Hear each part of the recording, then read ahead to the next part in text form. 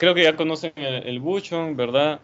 Vamos a ver el capítulo 19, vamos a comenzar por acá, y mamografía, y luego vamos a ver casi secuencialmente el resto del Buchon hasta el 31, y después vamos a ver otros materiales extras que les voy a compartir sobre resonancia y sobre ultrasonido, cosas que no están en este libro. Entonces, vean que los temas de mamografía tienen que ver bastante con introducción a la radiología. Es decir, tienen que ver con estas cosas que están en los capítulos 6, 7, 8, 9, 10, ¿verdad? Como el punto focal, filtrado, efecto talón. De todo esto se habla en los capítulos, creo que principalmente del 7 al 10. Y entonces es para que en caso de que tengan alguna duda, pues repasen, ¿verdad? También una particularidad de la mamografía es que se da sobre tejidos blandos, es decir, no hay hueso, ¿verdad? Entonces, al no haber hueso, el contraste entre los distintos tejidos es muy bajo. Lo único que hay es grasa, músculo y tejido glandular, ¿verdad? Entonces, y bueno, al ser así, una radiografía de tejidos blandos, pues tiene más requerimientos de calidad, pues, porque los rayos X se comportan casi de la misma manera en los distintos tejidos. Entonces, eso ha hecho que muchos físicos trabajen durante décadas para mejorar el sistema radiográfico y que funcione específicamente para las mamas.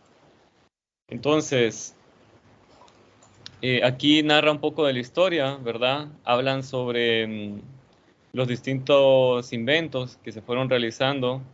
Primero se hacía una radiografía muy similar a la radiografía normal con una película radiográfica, luego con dos pantallas intensificadoras, luego con una sola pantalla intensificadora, luego algo que se llamó seromamografía y bueno, al final se llegó a la tecnología que hay ahora y se llegó a unos estándares que fueron establecidos por la MQSA, que es Mammography Quality Standard Act. Entonces, todo esto es el proceso histórico, ¿verdad? Pero, ¿por qué se hace mamografía? Pues se hace por el cáncer de mama, para detectar el cáncer de mama que afecta muchísimo a las personas, principalmente a las mujeres y a un pequeño porcentaje de hombres. Miren, aquí están estos datos que son viejos. Yo tengo unos datos actualizados que después les voy a compartir un video al respecto, ¿verdad? Creo que son como 250.000 que hay casos nuevos por año a este año del 2022. Esto era del 2009, me parece. Este libro es viejo. No sé si es del 2009 o del 2000. Ah, aquí está, del 2010.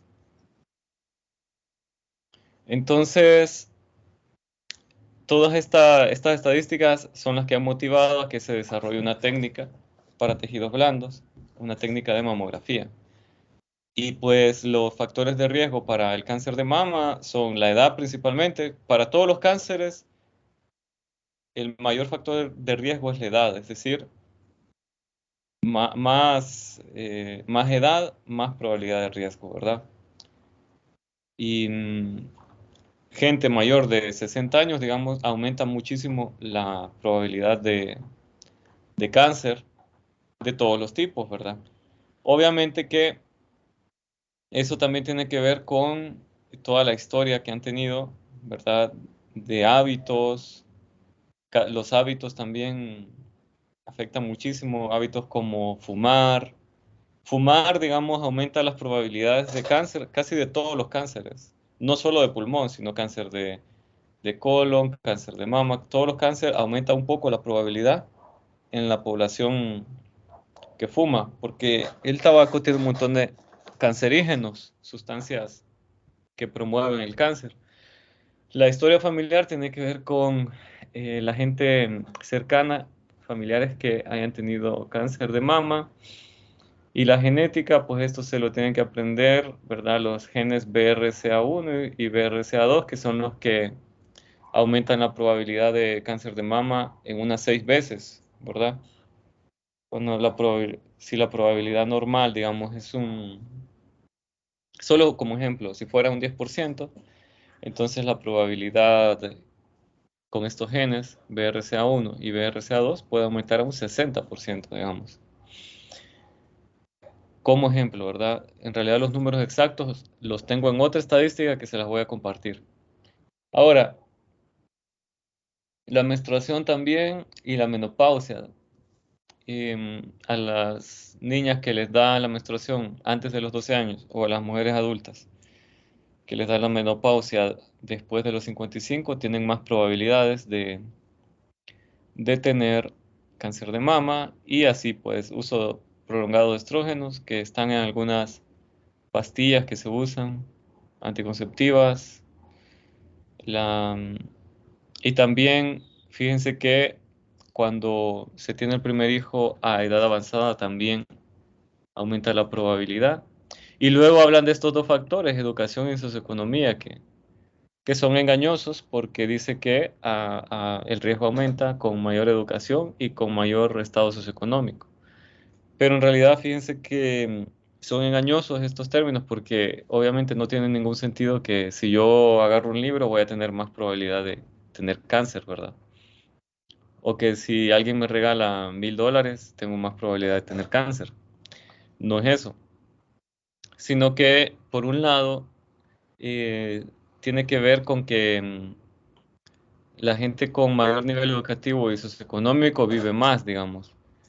Y al vivir más, es más probable que le dé cáncer, ¿verdad? Si alguien pobre muere a los 40 porque lo asaltaron y alguien rico vive a los 80, es más probable que el rico tenga cáncer porque vivió más, digamos. Y también, em, bueno, también tiene que ver con algunos cancerígenos, ¿verdad? Que se usan, cremas, tabaco, etcétera.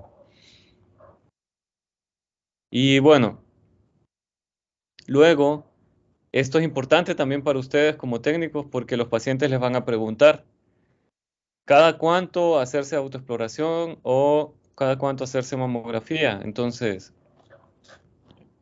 la autoexploración es básicamente después de que ustedes han hecho una exploración física, es decir, con un médico.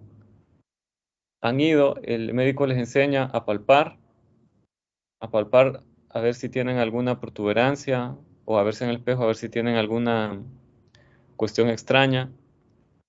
Eso es la autoexploración, ¿verdad? Y eso lo tienen que hacer mensualmente, principalmente las mujeres, ¿verdad? Se puede hacer desde una edad cercana a los 40 años, o sea, digamos que desde los 35 puede empezar a palparse, a ver que no tenga nada malo, pero más seriamente llegando a los 40. Ahora, la mamografía se hace normalmente a partir de los 40 y se hace anualmente, anualmente para las personas con riesgo alto y cada 2 años. Aquí dice bianual, pero creo que es que tradujeron mal, porque bianual se entiende como que lo hacen 2 veces al año, pero en realidad es cada 2 años a las personas que tienen un riesgo muy bajo y a las personas con un riesgo alto una vez al año. Y también antes de los 40 lo que se hace es una mamografía de referencia para compararla con las que vaya teniendo después. Entonces, digamos que a los 39 años se puede hacer la primera mamografía. Y bueno, ustedes ahí pueden investigar, pueden ver más. Les voy a compartir también una lista de reproducción para que tengan más idea de lo que son las mamografías, ¿verdad? Y a partir de los 50 años ya se hace anualmente la mamografía y ya disciplinadamente una autoexploración mensual y se va al médico para una exploración médica una vez al año. Es decir, en el mismo momento donde se hace la mamografía, se le hace una exploración. física. Y bueno, también, a ver, ujú, ok. Ahora, aquí está un detalle de la anatomía. Este es un detalle de la anatomía. Pueden ver, digamos, las estructuras, los lóbulos donde se genera la leche, ¿verdad? Y luego de ahí la leche corre por esos conductos hacia el pezón, ¿verdad? Donde sale. Y cuando la mujer está joven, va a tener una densidad bastante grande de glándulas, ¿verdad? De células de tejido glandular que van a ser capaces de generar leche, pero ya después con el tiempo, llegando a la menopausia, pues se reduce esa cantidad de tejido glandular y se convierte simplemente en grasa, ¿verdad? La mama pasa a ser bastante grasa. Bueno, entonces ahí está los músculos, ¿verdad? Hay un músculo también que ustedes lo van a ver en las mamografías que siempre sale, el pectoral. Y bueno, ahí pueden detallar ustedes. Ahorita no es que voy a entrar a profundidad de todo, sino que quiero cubrir más o menos todo el capítulo y después con los materiales que les dé, ustedes van a estudiar solos por su cuenta, en sus casas, ¿verdad? Y la próxima semana les voy a poner unas guías de autoevaluación para que ustedes vean cuánto sacan em, y así se vayan autoevaluando. Miren aquí también, esto es importante, em, la mayor probabilidad de cáncer de mama está en la parte cercana a la axila, ¿verdad? Exterior, la parte exterior. No sé si escuchan un ruido de un camión. ¿Lo escuchan? ¿O solo yo? Sí, Sí se escucha el camión. La gente, bueno, ni modo. Em, pero espero que lo escuchen poco. Lo otro, entonces, además de la parte cercana a la axila, también hay una probabilidad de que en el mismo pezón haya problemas, ¿verdad? Cáncer. Ya en lo demás es menos probable, así que los radiólogos eso lo toman en cuenta al evaluar las radiografías, ¿verdad? Luego, ustedes pueden ver la generación, digamos, de alto voltaje, cómo se hace. La generación de alto voltaje se hace con radiofrecuencia, perdón, con alta frecuencia. Es decir, esto está creo en el capítulo 6 o 7 también, más a profundidad. Si no se recuerdan de eso, revisen ahí y ahí les habla sobre la generación de alto voltaje. Creo que es en el capítulo 6 también del libro. Y básicamente uno ahí ve que cuando solamente se tiene una corriente monofásica, entonces es como un seno, ¿verdad? Entonces es bien difícil hacer que ese seno, o sea, sea estable, corregir ese seno, esa función seno. Entonces, a grandes frecuencias es como que fuera así, muy rápido, y ahí es más fácil corregirlo, ¿verdad? Se usa un sistema ahí con diodos, ahí lo ven en el capítulo 7 creo que es. Se usa un sistema con diodos, rectificadores y con capacitores, ¿verdad? Y se genera una alta frecuencia que al final hace que la corriente parezca continua y eso es muy importante a la hora de generar rayos X estables, ¿verdad? Porque si la corriente es algo así, que varía demasiado, pues los rayos X también van a aumentar y van a bajar su producción y su energía, no va a ser nada estable, entonces eso va a producir más dosis al paciente sin necesidad de que produzca calidad de imagen. Entonces, esto es muy importante en mamografía y eso es una de las primeras cosas que se corrige. Y vean ustedes, al final la variación de la onda es aproximadamente un 1%. Eso es muy estable, o sea, prácticamente parece un potencial continuo. Y bueno, también, miren, el MAS significa carga al final. O sea, es como cantidad de electrones, cantidad de electrones que se estrellan, impactan el ánodo y generan, son esos los que generan los rayos X, ¿verdad? Entonces, esto, poner un límite, por ejemplo, como 600 MAS, es poner un límite de cantidad de esos electrones que van a impactar en el ánodo y que van a generar rayos X. Eso es para también poner un límite de dosis, porque al final cantidad de rayos X significa cantidad de dosis. Aquí está el ejemplo de cómo se ven los mamógrafos. Ustedes van a tener la oportunidad de usarlos, tocarlos en estas prácticas que van a tener, prácticas de laboratorio. Aprovéchenlas, ¿verdad? Y otra cosa, aquí les mencionan sobre, bueno, los detalles del diseño de una unidad de mamografía. En primer lugar, como les decía, necesita un generador de alta frecuencia entre 5 y 10 kHz. Acuérdense, kilohertz, pues es fácil, ¿verdad? O sea, es como el kilo, como lo que se maneja en masa, ¿verdad? Y 5 y 10 también es un número fácil, ¿verdad? Entonces, para que manejen ese dato, entre 5 y 10 kHz es la frecuencia con que se diseñan los generadores. Y diana filtro tiene que ver con, o ánodo filtro, tiene que ver con el material que está en el ánodo y abajo es los micrómetros que hay de filtro, ¿verdad? Entonces ya saben lo que es el ánodo y ya saben lo que es el filtro. También eso está en los capítulos 8 o 9, creo, por ahí. Entonces, el ánodo, entre mayor sea el número atómico del ánodo, se va a generar más rayos X. Más rayos X, tanto bremsstrahlung, principalmente bremsstrahlung, ¿verdad? O sea, de frenado.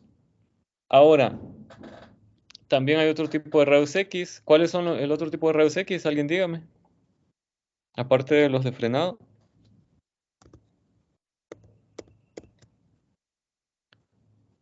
Sandra Sánchez,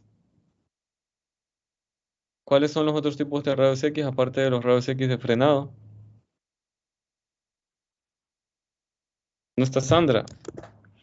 Miren que el Google Teams guarda la asistencia, el solito.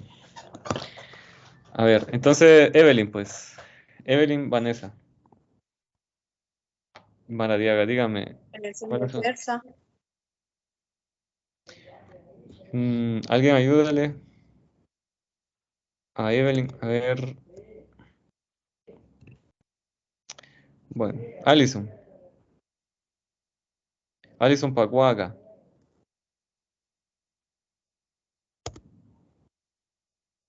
El otro tipo de rayos X, aparte de los rayos X de frenado, ¿cuál es? ¿Alguien levante la mano?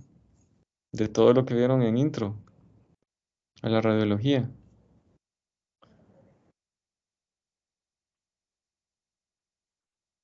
Nadie va a defender al grupo. Alguien va a salvar al grupo. Rayos X característicos. Exacto.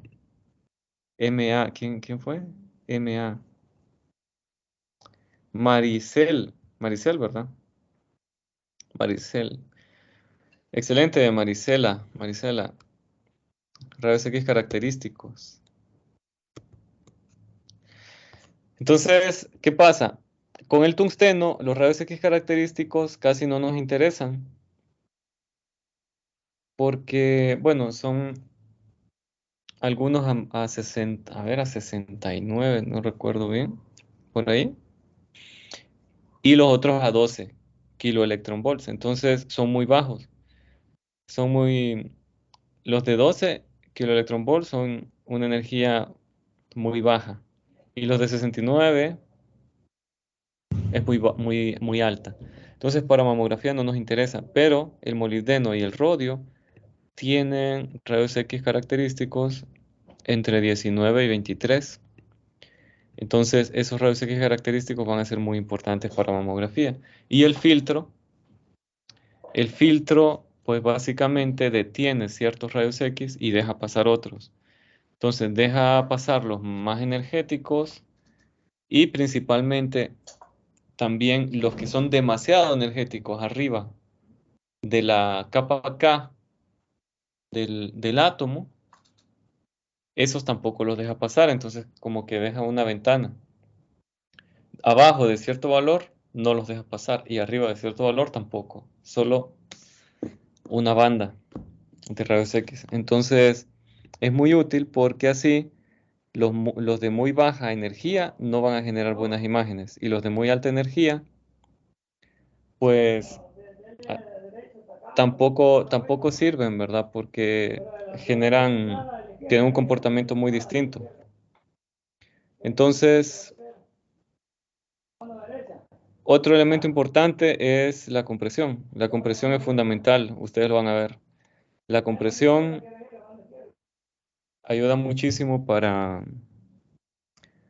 fijar la mama, para que haya menos radiación dispersa, para que la distancia del objeto al receptor de imagen sea menor y así va a haber menos radiación dispersa, pero también el punto focal proyectado va a ser menor también. Entonces, por todas esas razones, es muy conveniente la compresión y se usan rejillas, pero no muy altas, porque si la proporción entre las rejillas es muy alta, resulta que la dosis al paciente se aumenta demasiado. Entonces se necesitan rejillas con una proporción baja. Aquí dice entre 3 y 5. Y bueno, hay un control de exposición automático también. Y el punto focal es mucho más pequeño que en radiografía normal, ¿verdad? El punto focal en este caso es entre 0.3 y 0.1 milímetros, ¿verdad? Y mientras que en la radiografía normal es mayor, ¿verdad? No recuerdo ahorita, como 0.5, 0.8 o incluso 1 milímetro por ahí. Entonces, en este caso se necesita que sea que tenga una mejor resolución espacial, por eso el punto focal es pequeño. Y esto también del punto focal, ustedes lo pueden revisar me parece que era el capítulo, bueno, ustedes revisen esos capítulos del 5 al 10, ahí está todo. Lo único que no está ahí es lo de las rejillas. Lo de las rejillas creo que está en el capítulo 14, me parece. El capítulo 14, ahí les explican bien lo de las rejillas. Y la amplificación también por lo regular no se usa. Uno intenta no usar nunca amplificación, pero a veces se usa solo cuando hay una sospecha y se necesita estar seguro. Y la SID para mamografía es entre 50 y 80 centímetros, ¿verdad? ¿Qué es la SID? A ver, alguien sabe del grupo, dígame, a ver, ¿dónde es que está? Oscar Armando Fonseca, ¿qué es la SID?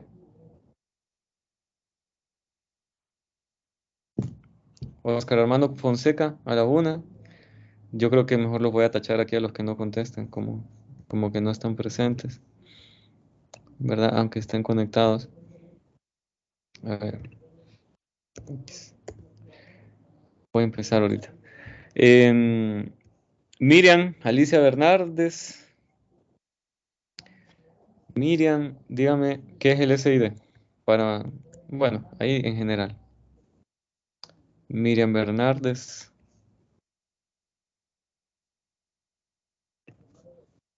Y Sandra, ¿qué es el SID? Sandra Sánchez.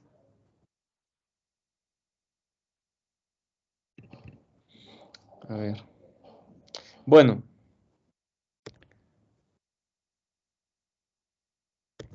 vaya pues, Nora Nayeli.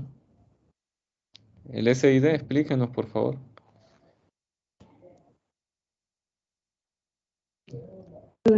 Es la distancia de la imagen.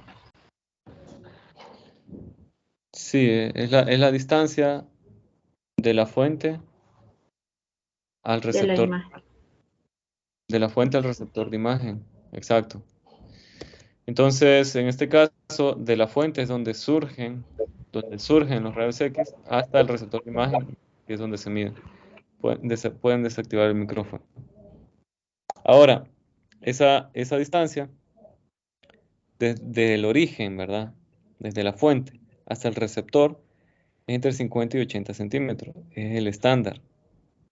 Y, y lo que les decía, ¿verdad? Lo que les decía de los espectros, miren, el tungsteno tiene los rayos X característicos muy bajos, entonces estos rayos X característicos no tienen la capacidad de traspasar los 5 centímetros de tejido que tiene la mama, o los 2 o 7 centímetros que tienen las mamas, entonces esto no va a ser útil para generar imágenes, porque es muy débil este tipo de radiación. Entonces la radiación útil anda por arriba de los 17 a los 25 para la mamografía, o 30, digamos. Entonces, en este caso, miren, el espectro del tungsteno no sirve. No nos sirve para mamografía, a menos que se hagan ciertas adecuaciones, ¿verdad? Se usen ciertos filtros, etcétera. Ahora, miren que algo parecido pasa con el molibdeno, o muy diferente, mejor dicho, algo muy diferente pasa con el molibdeno. También hay rayos X característicos, ¿verdad? Entre 17 y 20, pero miren que en este caso, cuando ya tiene un filtro, a partir de la capa K, de la capa K de absorción del molibdeno, a partir de ahí, miren, se reduce un montón la probabilidad de generar rayos X, porque todos son absorbidos, o la mayoría son absorbidos, miren. Entonces es como si fuera un límite superior. Un, una diana de molibdeno con filtro de molibdeno es como que si tuviera un límite superior y solo maximiza los rayos X en esta ventana entre 10 y 20, digamos, o específicamente 17 y 20. Y con el rodio es lo mismo, miren. A partir de la capa de absorción del rodio, pues ya no absorbe, o mejor dicho, absorbe todo y deja libre solamente esta ventana. Entonces, esto lo explico también en un video que les voy a compartir. Y bueno, entonces aquí está un cuadro de parámetros técnicos que dice más o menos qué diana filtro usar según el grueso de la mama. Por ejemplo, para mamas muy delgadas se usa molibdeno molibdeno. Para mamas muy gruesas se usa rodio rodio. Y hay una combinación intermedia para distintos grosores de mama, ¿verdad? Y también se varía con el KBP, ¿verdad? Porque, por ejemplo, cuando están usando ustedes rodio, como la absorción está hasta 23, entonces no conviene usar energías menores a 23, sino que tienen que ser mayores. Y mejor que sean un poco más grandes, hasta 30. Mientras que con el molibdeno, como la capa de absorción llega hasta 20, entonces solamente se recomienda tener una energía, un kbp, un poquito más arriba para generar un buen espectro. Entonces, aquí ustedes tienen que pensar en el espectro. O sea, esto del espectro no es un juego, sino que es algo que ustedes tienen que estarlo pensando a la hora de pensar en la técnica que van a usar. Y aquí está más detalles sobre los puntos focales, que ya les dije que son entre 0.3 y 0.1, y además son distintos, son más circulares. Se hacen algunos malabares técnicos para que los puntos focales sean circulares, mientras que los puntos focales de los rayos X convencionales son así, miren. Para mamografía es mucho más trabajado. Son, este punto focal hace que la imagen sea más uniforme, que tenga menos deformaciones, ¿verdad? Sea más precisa, más exacta. Y por otro lado, con respecto a los filtros, siempre va a haber una filtración. Hay una filtración inherente, ¿verdad? Y una filtración añadida, ¿verdad? Entonces, aquí, obviamente, un filtro de aluminio tiene que ser mucho más grueso que un filtro de molibdeno, porque el molibdeno tiene un número atómico más alto.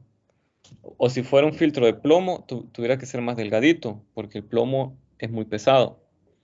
Entonces, en este caso, dicen que en ningún caso la filtración del haz total es menor a un equivalente de 0,5 milímetros de aluminio. Entonces, eso de equivalente significa que es como que, por ejemplo, un micrómetro o 10 micrómetros de molibdeno equivalen a, por ejemplo, 0,2 milímetros de aluminio. ¿Por qué? Porque restan o frenan, bueno, más que todo, filtran la misma cantidad de rayos X, ¿verdad? Entonces se habla de una equivalencia entre distintos filtros. Esto, fíjense que es filosófico. Esto que dice, ningún elemento puede absorber su propia radiación característica. En realidad, no es totalmente cierto. O sea, sí, sí se absorbe un poco de la misma radiación característica, pero es muy poco, ¿verdad? Entonces, es como que despreciable. Por eso aquí dicen ningún elemento puede absorber su propia radiación característica. Y esto de aquí es una comprobación de que aún con tungsteno, con una diana de tungsteno, se pueden generar buenos espectros de rayos X. Si se usan bien los filtros, en este caso filtros de rodio o de molibdeno. Y esta, miren, anótenlo, en la figura 1910 es la figura más importante del capítulo. Ya lo notaron, la figura 1910 es la más importante del capítulo porque les explica todo el fenómeno de filtración. Miren, esto es el espectro sin filtro. Esto es el filtro, porque cuando ustedes ponen un filtro, ¿qué pasa? En esta ventana de aquí a aquí, digamos, la absorción del filtro es poca, mientras que de aquí en adelante la absorción es muy alta, porque esto es una escala logarítmica. Y de aquí hacia acá la absorción es muy grande. Entonces es como que solo esto les deja libre, miren. En este ejemplo, tipo de 10 a 20. Miren lo que deja, de 10 a 20. Se ve muy bien el espectro y lo demás lo disminuye un montón, ¿verdad? Entonces aquí entienden con esta figura 1910, entienden a la perfección lo que es la filtración y también entienden lo que es la diana, porque miren, la diana en este caso es la misma, ¿verdad? La diana en este caso es de molibdeno. Aquí están los dos rayos X característicos, 17 y 19. Se mantienen acá, casi, casi lo mismo, ¿verdad? Por eso es que dicen que con un filtro del mismo material es como que no se absorbe, ¿verdad? Porque miren que prácticamente se mantiene lo mismo aquí, los rayos X característicos. Lo único que varía son los rayos X de frenado, que sí se filtran bastante. Y bueno, el efecto talón, miren que este de aquí se usa, pero no para mamografía convencional, sino que se usa mucho con este tipo de mamografía que unen varias imágenes y la hacen como tomosíntesis, ¿verdad? Para tomosíntesis se usa el tungsteno como diana, pero con filtros de molibdeno o rodio. Y entonces miren, usan un filtro bastante grande de molibdeno o rodio y siempre a partir de rayos X de frenado se puede generar una buena cantidad de rayos X de una forma estable, miren. O sea, es una alternativa. No solo este tipo de espectros se usan con rayos X característicos, también se pueden usar con tungsteno, porque el tungsteno tiene la desventaja de que no tiene buenos rayos X característicos. pero tiene la ventaja de que tiene un mayor número atómico y por eso genera más radiación de frenado. Entre mayor es el número atómico, mayor es la producción de rayos X de frenado. Y ya casi para terminar, dos cosas más. Una, el efecto talón y otra, la compresión. El efecto talón, ustedes saben que, bueno, cerquita del cátodo, o sea, perdón, en la dirección del cátodo se va a generar más radiación que en la dirección del ánodo, ¿verdad? Porque el mismo ánodo va a frenar, va a servir como filtro para los mismos rayos X que está produciendo. Entonces, aquí va a haber menos radiación que acá, y eso se usa para que la mama tenga una dosis más o menos homogénea en todo su volumen. Ahora, ya con la compresión, pues este efecto no es tan importante, pero siempre considérenlo, ¿verdad? Porque si no, al pezón, que tiene mucha menor masa, le llegaría más radiación que al resto.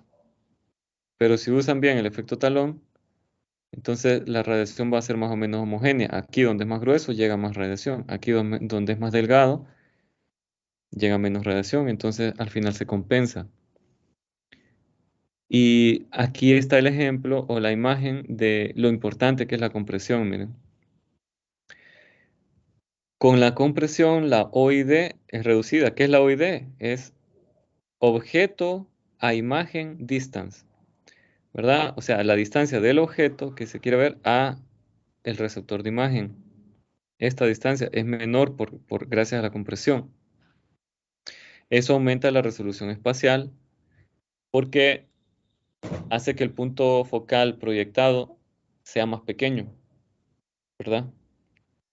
Y por otro lado, la mama va a tener menos grosor, entonces cuando un objeto es menos grueso, genera menos radiación dispersa. Y al haber menos radiación dispersa, pues hay una mejor resolución de contraste.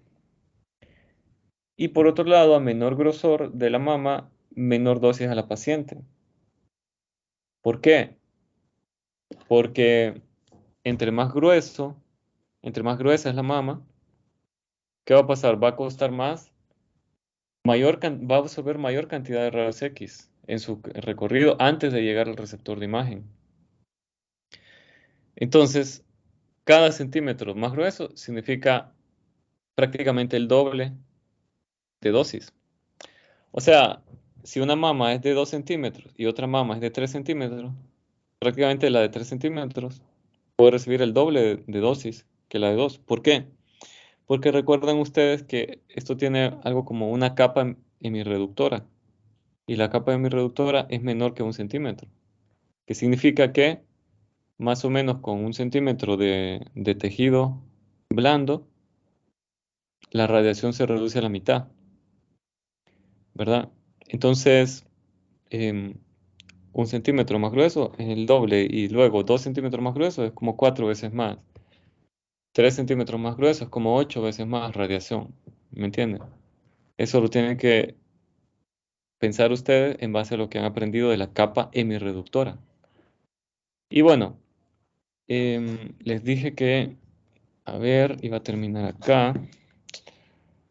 Bueno, solo lo quería terminar todo y no pude, pero les voy a compartir un video y más recursos para que ustedes estudien este tema y que ya la próxima semana estén listos para la pruebita que les voy a poner, ¿verdad? Se las voy a poner tipo autoevaluación para que ustedes mismos la vayan trabajando y aprendiendo. En realidad va a costar pocos puntos, pero esos pocos puntos ya van sumando. Y lo importante es que tengan opciones para aprender, digamos. Les voy a poner tres, em, les voy a poner tres oportunidades de hacer esa prueba. O sea, es más que todo para que aprendan, vean ustedes. Si la primera vez sacan baja nota, no hay problema. Ya van a saber más o menos cómo es, se van a preparar más y la segunda vez van a salir mejores. Esa es la idea. Y la tercera vez pueden salir mejores. Esa es la idea para que estudien ese tema y que lo hagan obviamente individual, porque si no, pues individual se entiende más, ¿verdad? Obviamente, ¿pueden estudiar en grupo? Sí, pero la prueba háganla individual porque así ustedes se miden su propia capacidad, su propio conocimiento. Y con 3 opciones es más que suficiente para que saquen buena nota. Y lo otro es de la rejilla. Eh, Miren, si quieren, bueno, esto creo que lo podemos ver después y les voy a mandar un video donde explico todo esto. Prácticamente explico todo, la rejilla, el control automático de exposición, todo eso lo explico en un video. Eibe, de hecho, ya terminé, ¿verdad? Solo eso faltaba. Bueno, entonces ya que tenemos todavía 3 minutos, les voy a explicar lo que faltaba. La, la rejilla, hay una rejilla especial que se diseñó para mamografía y está en forma de matriz. O sea, hay unas rejillas normales que se usan en radiografía convencional que solamente en un plano tienen el enfoque en un plano, pero no en el otro. Es decir, en este plano sí y en este no. Pero esta es matricial, entonces tiene el enfoque en las 2 dimensiones, pues, donde se genera la mamografía, entonces es mejor. Y por otro lado, la amplificación, les dije que uno busca no hacerla solamente cuando quiere confirmar algún resultado. Y por otro lado, en cuanto a la película radiográfica que se usa para mamografía es especial también. Los gránulos de plata, de haluros de plata, son cúbicos, mientras que los gránulos de haluros de plata para la radiografía convencional son alargados en forma de tabla. Entonces, como son más alargados en forma de tabla, hace que la velocidad sea mejor, sea mayor en la radiografía convencional, ¿verdad? Porque captan más. Es más probable que el rayo X llegue al blanco y por tanto que genere un punto negro, que genere una imagen, ¿verdad? Eso en la radiografía convencional, pero en mamografía no, los puntos son más pequeños. Entonces, por un lado, es menos veloz, menos velocidad. O sea que necesita más dosis, más radiación para generar la imagen. Pero a cambio de eso, la resolución es mejor, mucho mejor para mamografía. ¿Por qué? Porque aquí se necesita resolución. Por eso es que se hace así. Y pues, y también esto, ya para finalizar, es que la posición correcta de la pantalla intensificadora para la mamografía, la pantalla intensificadora tiene que estar después de la película o de la emulsión, ¿verdad? ¿Por qué? Recuerden ustedes la capa hemirreductora. La probabilidad de que el rayo X interactúe en la primera décima parte de la pantalla intensificadora es muchísimo mayor que la probabilidad que interactúe acá, en la parte baja. ¿Por qué? Porque, porque hay una capa hemirreductora y si la capa hemirreductora, por ejemplo, es de 1 milímetro, en el primer milímetro van a interactuar la mitad de los rayos X y en el segundo milímetro ya van a haber interactuado la mitad de la mitad más la mitad, o sea, el 75%. Y en la otra capa reductora van a haber interactuado la mitad de la mitad, más la mitad de la mitad, más la mitad. O sea, cerca del 80 y pico por ciento. Y ya en la última franja van a interactuar muy pocos, ¿verdad? Y por eso es que esta es la posición correcta para la pantalla intensificadora, porque si fuera así como la otra que está a la izquierda, entonces la mayoría de rayos X van a interactuar lejos de la emulsión y por tanto van a generar una borrosidad y la resolución espacial se reduce muchísimo. Entonces eso es importante. Y miren, ya terminamos el capítulo, ya pueden ir a prueba mañana. ¿Qué les parece? ¿Tienen preguntas?